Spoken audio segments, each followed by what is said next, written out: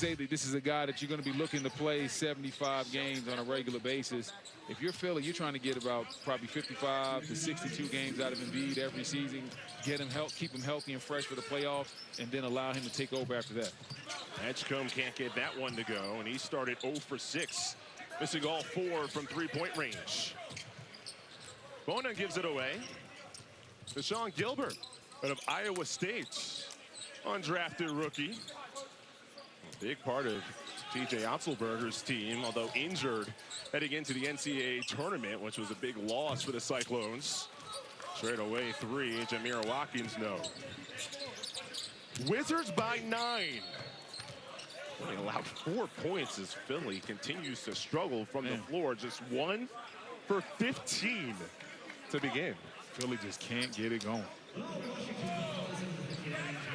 Like I said, in these type of situations, if you're Philly, I mean, you just got to get some type of execution, maybe some easy plays, maybe some elbow action, some back doors. You want to get anything easy and right in front of the rim. Something to get this heated up. Summer League action continues tonight on NBA TV, ESPN, and the ESPN app. Tonight on ESPN, we have the Blazers and Pelicans, that at 10 Eastern. NBA TV tonight, Warriors and Grizzlies, that at 10:30 Eastern. ESPN2 tomorrow, you have the Kings and Cavs, followed by Bucks and Bulls, that at 5:30 p.m. Eastern on ESPN2. Slauson at the free throw line. Like I said, Philly was only 5 points.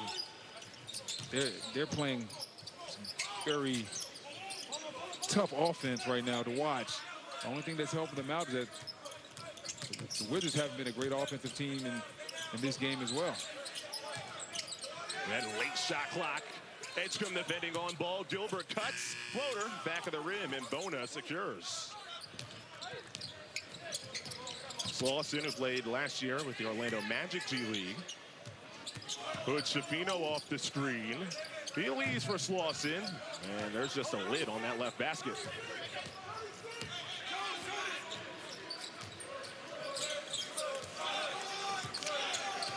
Wizards team now will look to make an improvement from their 18-win season a campaign ago.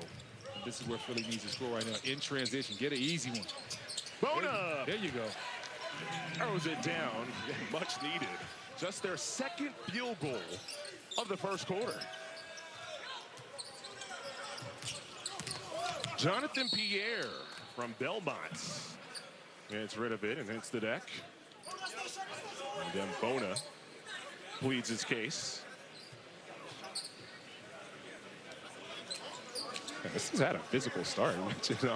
On one end of the floor, Edgecombe hit a couple of times across the head. I'm not sure what's going on here, but they're talking about something.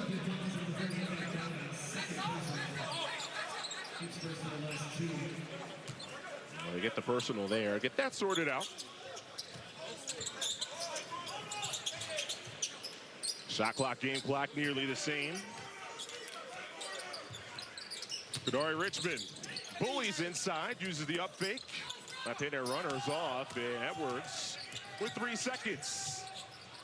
Maluma, and that'll do it for a rush shooting opening quarter. For Philly, just 2 for 18 from the floor. Wizards were just 4 of 15. They have the 6-point lead. Skipping breakfast wasn't a big deal before. I got you. But now?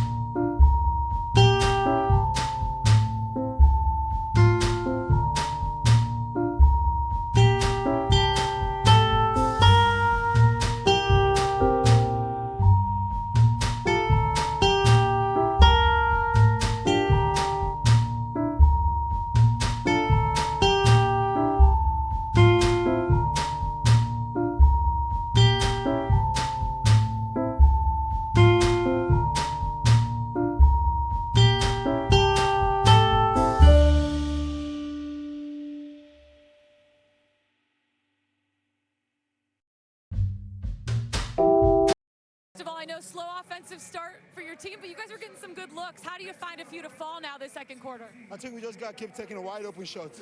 Eventually they're going to start falling, and we talk about good defense. I think we'll get back in the game like that.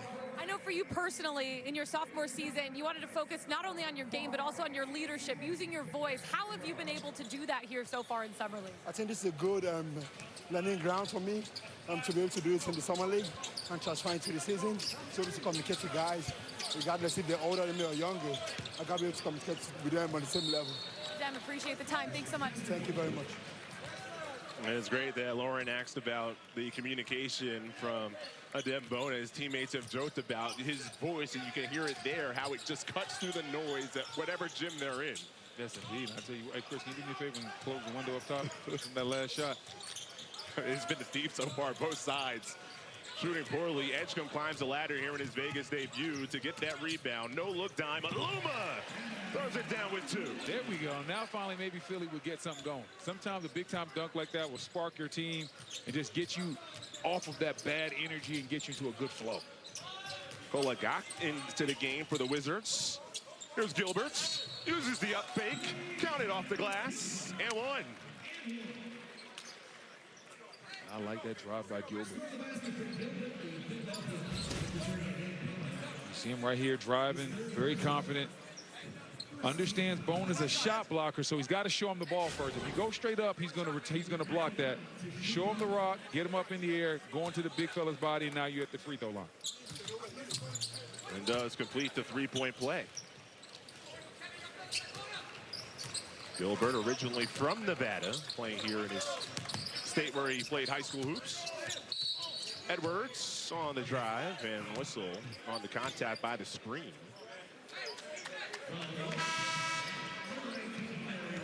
Rich being called. Wizards in this game without Trey Johnson, Alex Sarr, Bob Carrington, members of our team that we've seen in Summer League here in Vegas, the first couple, including Trey Johnson, who was the 6th pick in the most recent draft. And he showed why in his 2 games that he's played so far with his ability to score no matter what level he's at. I'm telling you, as we see a nice three-point shot right there from Luma in the corner, I really like the pick, though. I like what the Wizards got in Trey Johnson. This young man can score the basketball, knows how to shoot it, has a good feel for offense. And when you talk to people around him, he's almost a better person than he is a basketball player. You need as many of those guys as possible. As you see VJ Edgecombe make the assist that led to the three-point shot by Luma in the corner. Philly definitely needs a lot more of that. But getting to my point about the Wizards, players like Trey Johnson that are incredible players and incredible people, that is how you change the trajectory of your franchise, because you're getting a really good player and a guy that affects culture as well.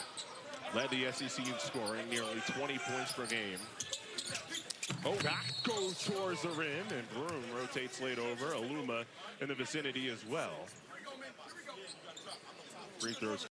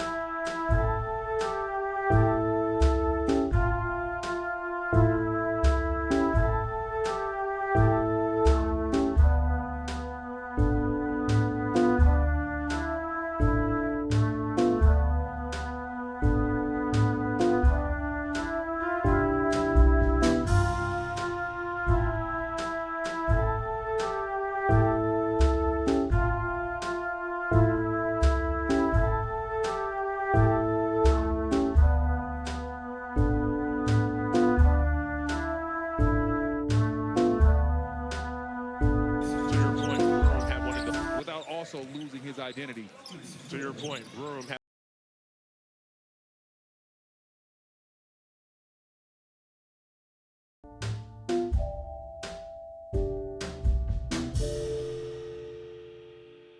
and my left knee don't work too good. But I heard you talking about your knees yesterday. I don't know if I want to see you even try it at this point. Hey, I can jump higher than Broom. I tell you that much.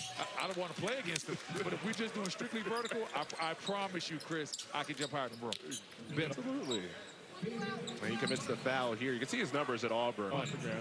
I got your side. I got your back. See, I knew you would take my side. And again, he was one of the best players in college basketball for an Auburn team that was ranked #1 through a good chunk of the season.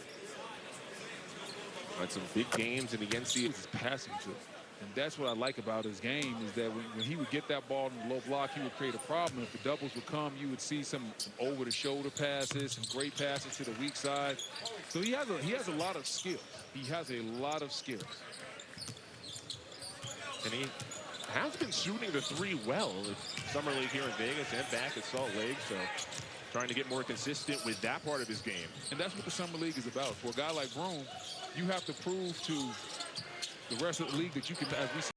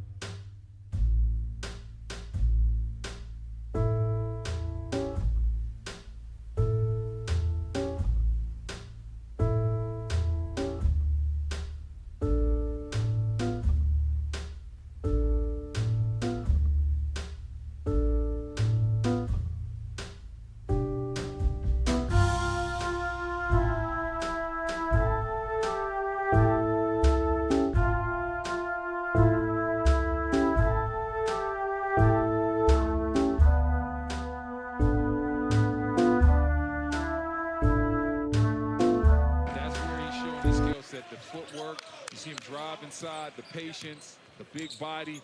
That's what he does really, really well. Has a great feel inside. Excellent footwork also. We saw it there, lining up the spin. Oh, wow. Richmond. That was incredibly short. That wasn't just short, it was incredibly short. Your reactions to shots that are nowhere close. What a spin, count it for Judah Mintz. He'll head to the line. Janai Broom with the spin cycle, getting right to the rim. And then we see Mintz with the 360 layup. And we got a tie ball game, Chris.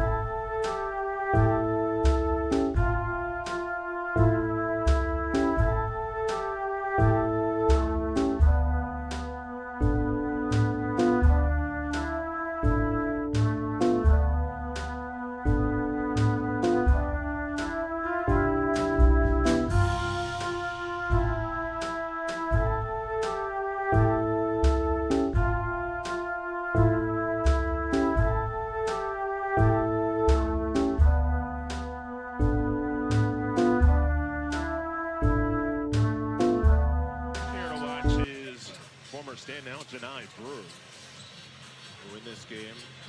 A couple of points, 4 boards. You're going to see his profile. Started out at Morehead State, transferred to Auburn, and really helped elevate Bruce Pearl's squad. Yes, indeed. He's got to be one of the biggest transfers ever. What he was able to do, stepping over, transferring to Auburn, and really uplifting the program.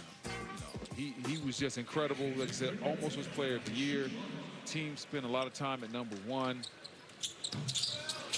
Went to the Final Four. It's a fantastic season in that tough SEC, Lauren. Absolutely. And guys, you know, he already has a legendary fan in his corner. During the Final Four, Charles Barkley said, I just want to say that Broome is one of the greatest basketball players in Auburn history, and he can't wait to go down when his jersey gets retired there. And fittingly, guys, Broome and Barkley are the only Auburn players ever drafted by the Sixers, so he's not in bad company there. Right there, that's a fantastic note. As he was the 2nd-round pick. And with Philadelphia, Brendan, you know the importance of having rotation caliber big men. Yes. When your starting center is quite often an injury question mark. Listen, if you're Janai Broome, if you can knock, like I said, if you can knock down some three-point shots, you will have an opportunity to play, because we know that Joel Embiid has been known to miss time, and more importantly, Philadelphia is going to give him some of those rest days as well. They're not going to want to have him playing on back-to-backs and things of that nature with his injury history. So if you're a big man and you're playing for Philadelphia, there will be games where you will get starts and lots of heavy minutes as Broome throws down the dunk inside. A 9-0 Sixers run, and they have the 2-point lead. Who thought we would be here a couple minutes ago? First lead of the game. Johnson no on a 3, and Mint scoops it up. Broome wants 3. Give him 3 with his college coach watching. Bruce Pearl, Janai Broome starring in Vegas. Timeout Wizards. 12 straight for Philly. And it's the experienced college star hitting the 3.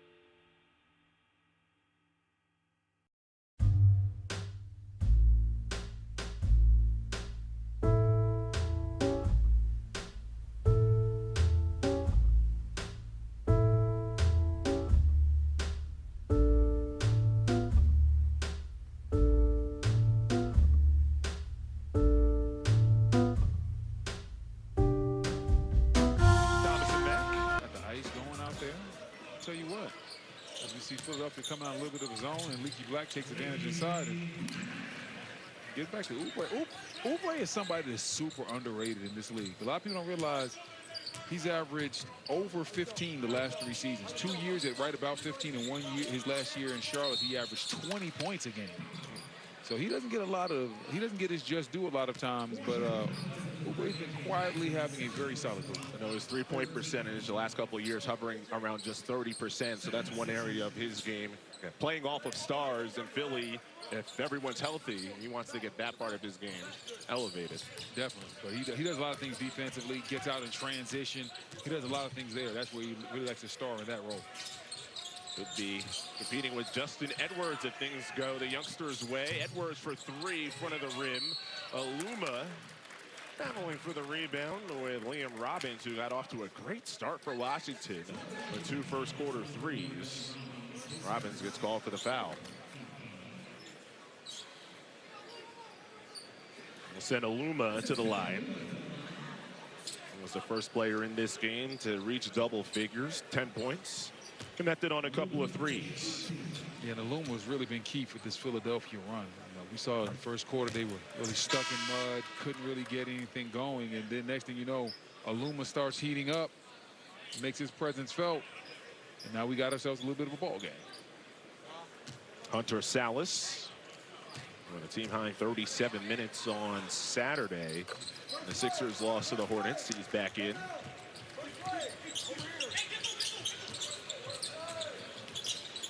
Wizards on Sunday. Fun game against the Nets. Have to win 102-96. Almost like a whole new group playing in this one. Oh, yeah. Alex Sarr looked really good defensively last game for Washington. Robbins, step back three. Denied room right in his face in a shot clock violation. That's great defense by Rome. Understand that Robbins has that three-point range if he has the feet set. So you got to challenge him and make him move before he takes that shot. Bonham back in for the Sixers. For Alex Sarr, we just mentioned him. He's a young big man. You can just see the potential. Former #2 pick. What is it that he needs to do to take the next step? He has to figure out what's going to make him special in this league. He's the #2 pick. Obviously, there's a lot of big-time expectations, but, as we see a really strong foul right there by Johnson. But if you're a guy like Sarr, you have to figure out, is it going to be my defensive effort? Am I going to be a three-point shooter? Am I going to be a big-time shot blocker? What is going to separate you from your opponent on a nightly basis, and what can you do at an elite level? And you're a former big man. How long did that take you? Not long. I couldn't score. So, I knew I had to offensive rebound, and play defense. Anything else, I was going to be sitting beside the coaching staff. Just saw Sarr's numbers. Sarr has a lot more talent than me, so he has a lot more options. It's a little bit of a tougher decision. My decision of what type of player I was going to be was made for me. Yeah, that kind of tool. Again, his ability to shoot at high volume. I know the three-point percentage wasn't as high as you'd want necessarily for the number of threes that he takes, but he has that potential to be that rare thing in the game, that stretch five who can block shots on the other end. Yeah, and like I said, you got to see what you're going to be and how you're going to figure that out. We'll check in with Lauren. Yeah, guys, I was actually going to add on that. I just think it's, the rim protection, it isn't all. I feel like he's actively hunting his shots, too, especially the first couple games we saw. But talking about his mindset, he said this past year that every opportunity when you can work on your game, it's a good opportunity. And he says he sees summer league as another opportunity to perfect his game, get reps with the new guys. And I know it takes time, but, it's the growth that you can see in real time. And as years go on, like B, what you were saying, you kind of feel more comfortable, know how to approach it, and then know who you are as a player, too.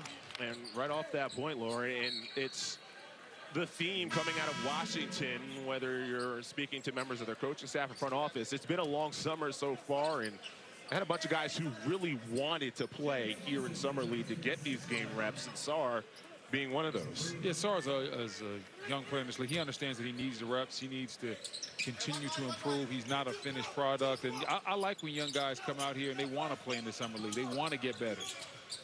Leaky Black, halfway down. You said it in the first quarter. If he can get that three-point shot down, we know from his North Carolina days what he's able to do defensively. Yeah, Leaky Black has really good size, great defensive instincts. Just has to be able to knock down shots on the perimeter. Some guys just have a knack for getting to the free throw line. And no matter the level, Judah Mintz has been one of those guys.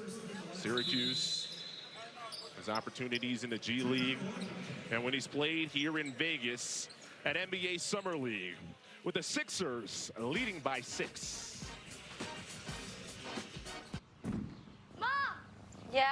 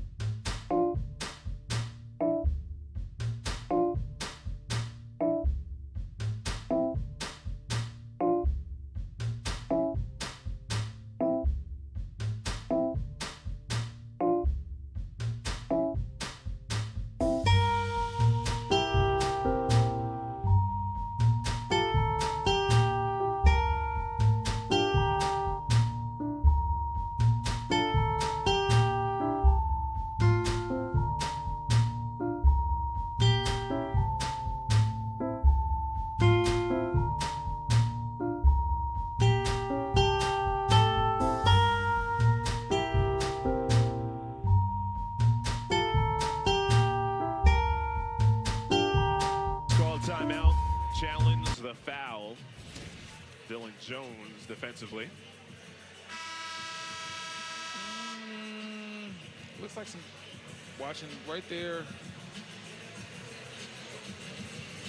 I don't know, it's going to be a tough call. Like at one point, he had the hand on the back. Quick to move his hands back. Like, they're going to call it with the chest, though. Not sure, but we will find out soon. The replay center is centered here at the Thompson Mac. Sixers missed their first 9 shots in this game from the floor. Down big in the first. Rallied here in the second quarter to take the 6-point lead.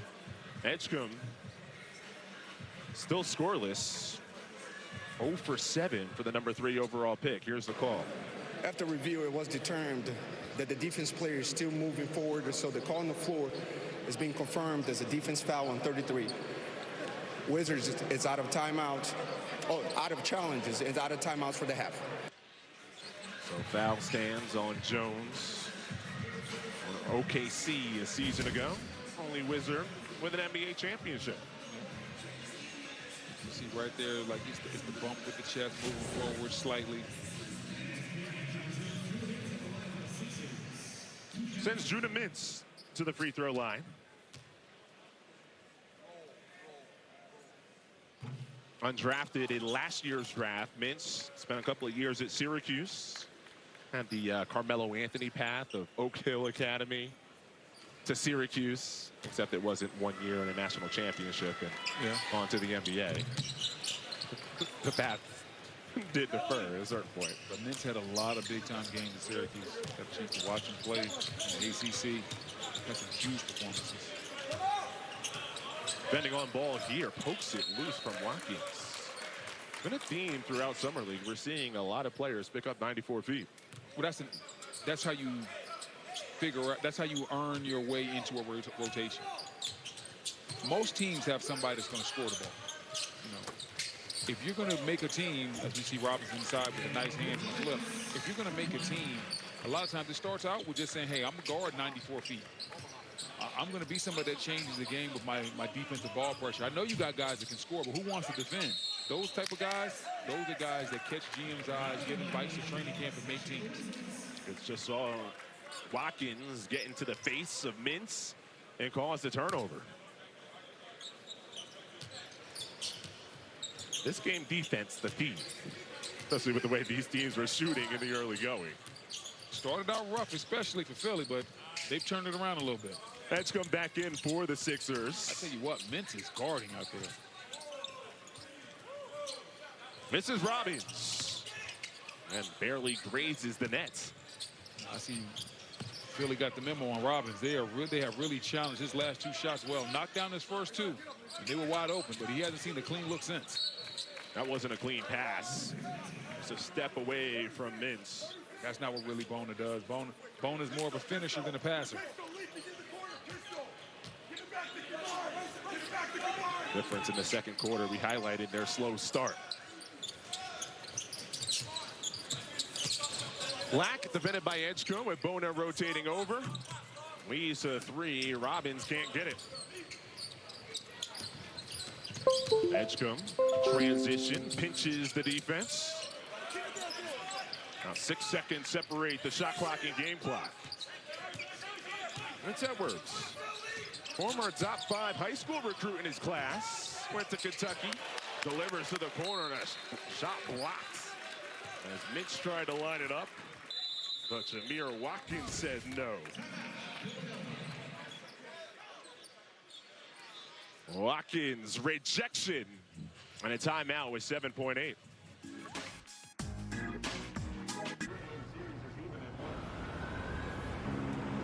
Paradise.